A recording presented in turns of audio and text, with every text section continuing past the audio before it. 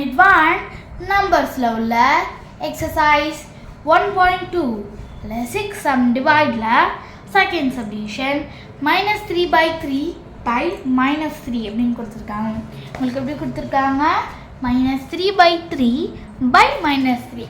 இதில் நம்மளுக்கு 2 டிஜிட் கொடுத்துருந்தாங்க. ஸோ நம்ம என்ன பண்ணியிருந்தோம், ரெஸ்ப்ரோக்காக மாற்றி பண்ணிட்டோம். இப்போ இது இப்படி இருக்கே அப்படின்னா இதுவுமே ரொம்ப ஈஸி தான். ஃபர்ஸ்ட் திங் போட்டுக்கோங்க பை -3 அப்படின்னு இருந்துச்சுன்னா கீழே 1 இருக்குது நான் அர்த்தம். எதுவுமே இல்லை அப்படின்னா இந்த சமயத்தில் என்ன போட்டுக்கலாம்னா 1 போட்டுக்கலாம்.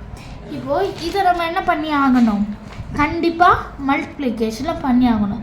ஃபர்ஸ்ட் இது எதில் இருக்குது, டிவைடில் இருக்குது. அப்போ -3/13 டிவைடட் பை -3/1.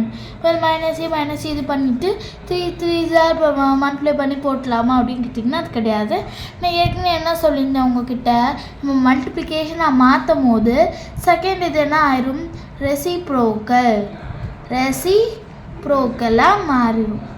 ரெசிப்ரோக்கலாக மாறிடுச்சுன்னா -3/13 நீங்கள் மாற்றிருக்கூடாது. -3/13 போட்டிங்கன்னா அது தப்பு. செகண்டாக இருக்க அந்த ரேஷனல் நம்பர்ஸை தான் நம்ம என்ன பண்ணால் மாற்றணும். இப்போ -3/13 மல்டிப்ளை பை 1/-3. இந்த -3க்கு இந்த -3 என்ன ஆயிடும், கேன்சல் ஆகிடும். -3க்கு -3 கேன்சல் ஆகிடும். மீதி என்ன இருக்குது, இந்த 1 மட்டும் இருக்குது, கீழே இந்த 13 மட்டும் இருக்குது. இப்போ இங்கே என்ன ஆயிரும், 1/13 வந்துடுமா, என்ன ஆயிரும் 1/13 அப்படின்னு வந்துடும். இப்போ 1/13 வருது, இதை 13 எழுதலாம்னா அப்படி எழுதக்கூடாது.